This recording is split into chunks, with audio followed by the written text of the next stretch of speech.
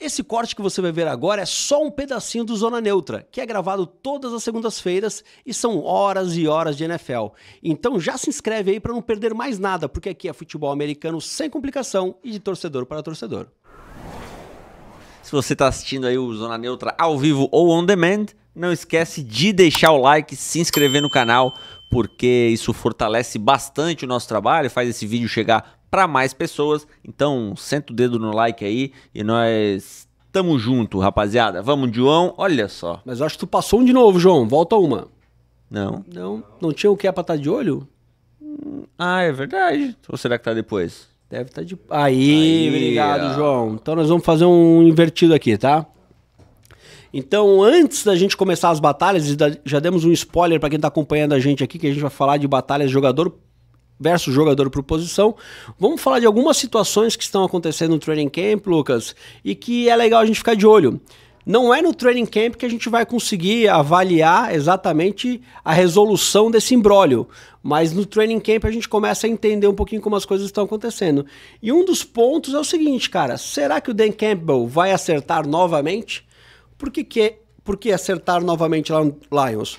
Porque, cara, ele escolheu Ben Johnson e Aaron Glenn como coordenadores ofensivo e coordenador defensivo. E eram a base, os pilares desse time do Lions. Então, cara, o dedo do Dan Campbell na escolha dos coordenadores foi muito importante. E ele perdeu esses dois caras. Mas não só isso, cara. Ele perdeu 7 assistentes técnicos durante a off-season. Foi o Ben Johnson, o Aaron Glenn, o Terrell Williams, que é o coach de defensive line, o coach de tight end Steve Hidden, Antoine Handel, que é o técnico de wide receivers, o JT Barrett, o assistente técnico de quarterback, e o Tanner Engstrand, defensive pass coordinator. Isso é bastante comum de ver. A gente pode notar que, por exemplo, o Ben Johnson foi pro Bears, levou 2 caras do ataque com ele. O Aaron Glenn foi pro Jets, levou 2 caras da defesa com ele, né? Exatamente, cara. Então, assim, será que os novos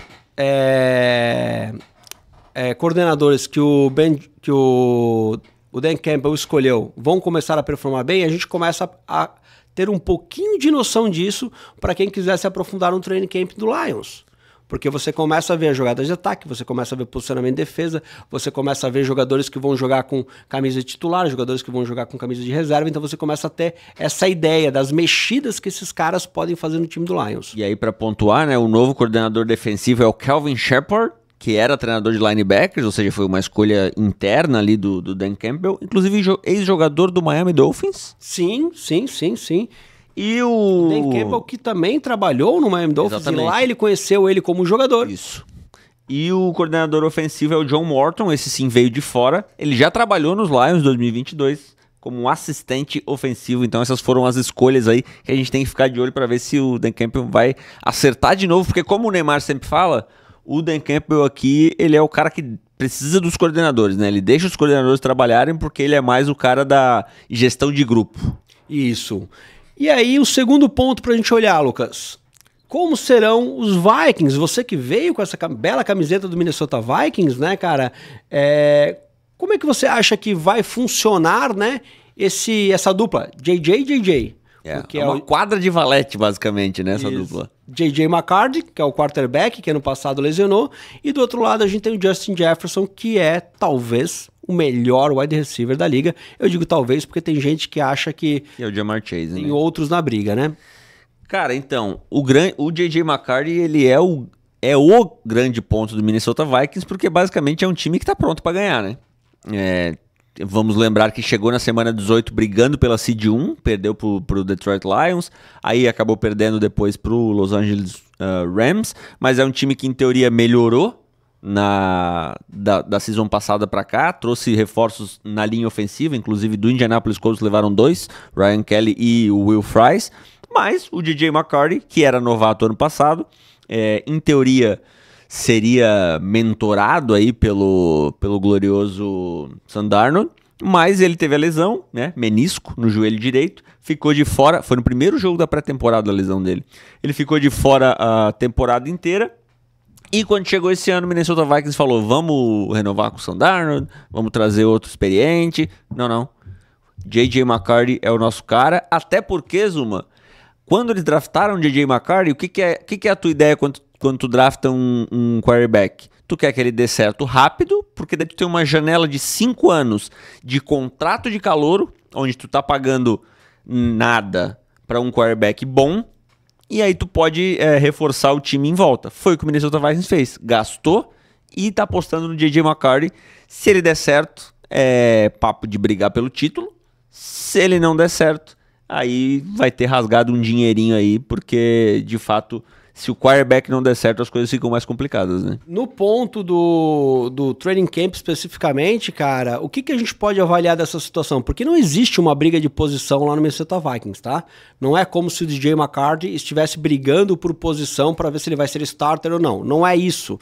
Por isso, inclusive, que a gente não traz essa discussão lá nas batalhas por posição. Pra tu ter noção de como não existe, eu tô abrindo aqui o aplicativo para lembrar quem que é o reserva, tá? Que eu nem lembro quem que vai ser o reserva do DJ McCarthy. Também não lembro, não vem à cabeça agora. E nesse ponto, Lucas, o que a gente tem que ficar de olho? Cara, como é que vai ser a química do JJ com o Justin Jefferson? Como é que vai ser o nível técnico, o posicionamento dele? Sam Howell. Dos lançamentos, como é que ele vai estar na parte técnica? E é óbvio, galera, que o time do Vikings não vai chegar e vai dizer, tá uma merda, o Neymar falou isso semana passada, não, tá uma bosta. Eles vão elogiar o menino da melhor forma possível. Mas se você é um torcedor do Minnesota Vikings, você consegue já começar a entender e ter uma sensação de como é que vai ser esse ano, já olhando o training camp desses dois monstros. Exatamente. Como a gente falou, o time inteiro é bom, né? O Aaron Jones lá, o running back. Tem agora o Jordan Mason do lado dele, que vem do San Francisco 49ers, então é um comitê bom também, que pode... aquela história, né? Quando o jogo corrido preocupa, abre espaço pro jogo passado. Quando o jogo passado é bom, abre espaço pro jogo corrido e vice-versa. Então, tô bem curioso para ver o que vai vir aí desse Minnesota Vikings. E se tem alguém que pode fazer o DJ McCarthy dar certo, esse cara é o Kevin O'Connell, treinador do ano passado, que eu vim pra cá ouvindo um podcast do The Athletic e os caras falaram, porra, ele fez até o Joshua Dobbs jogar 2 jogos bem ano passado. Imagina se ele não pode fazer o DJ McCarthy. Saímos aí do Minnesota Vikings, né, que são pontos positivos e são elogios que a gente faz, para falar de um time que não é só elogios.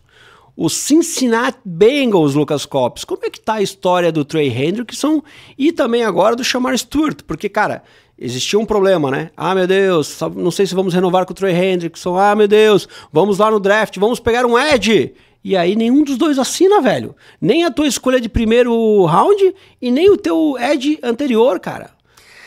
Se nem o veterano e nem o rookie estão conseguindo chegar num consenso lá, a gente vê que o problema talvez não sejam os jogadores, né? O Cincinnati Bengals tem muitos problemas quanto às decisões do front office e, de fato, hoje, 21 de julho, nem Trey Hendrickson nem Shamar Stewart estão confirmados, vamos dizer assim, no training camp. O Stewart, inclusive, os últimos relatos que a gente tem é de que ele tinha vazado, foi embora, voltou lá para as facilities da faculdade dele, que se eu não me engano era Texas, não lembro agora, posso checar aqui.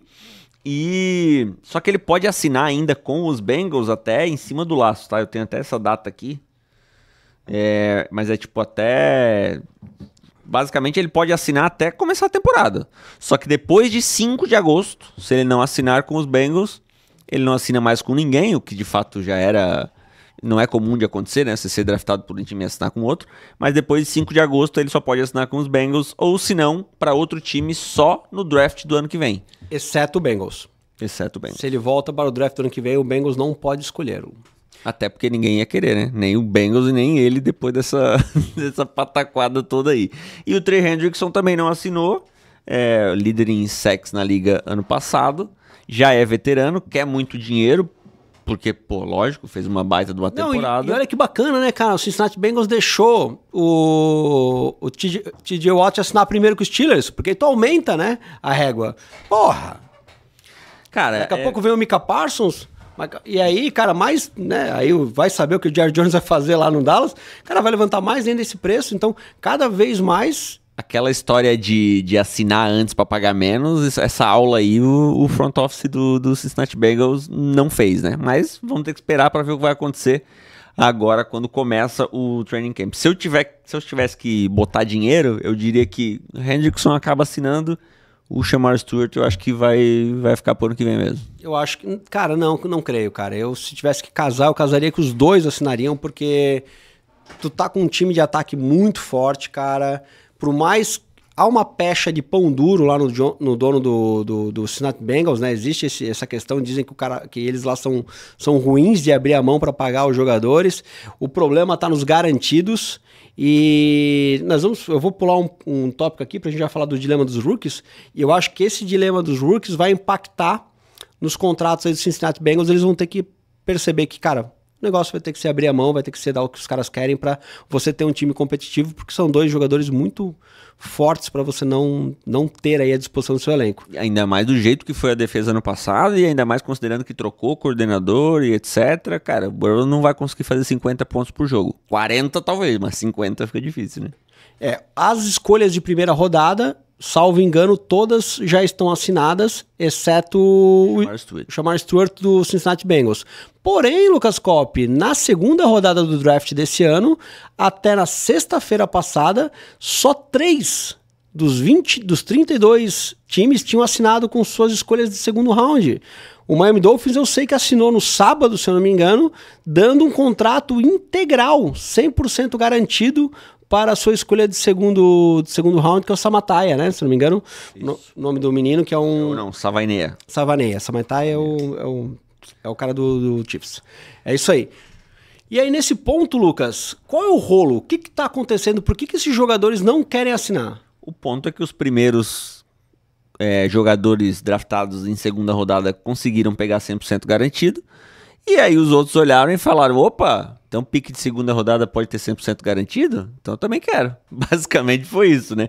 A gente teve ali no Cleveland Browns o Schwenzinger, que eu queria muito no Colts, inclusive o linebacker, e no Houston Texans o wide receiver, o Jaden Higgins. E aí a partir daí todo mundo começou a querer 100% garantido.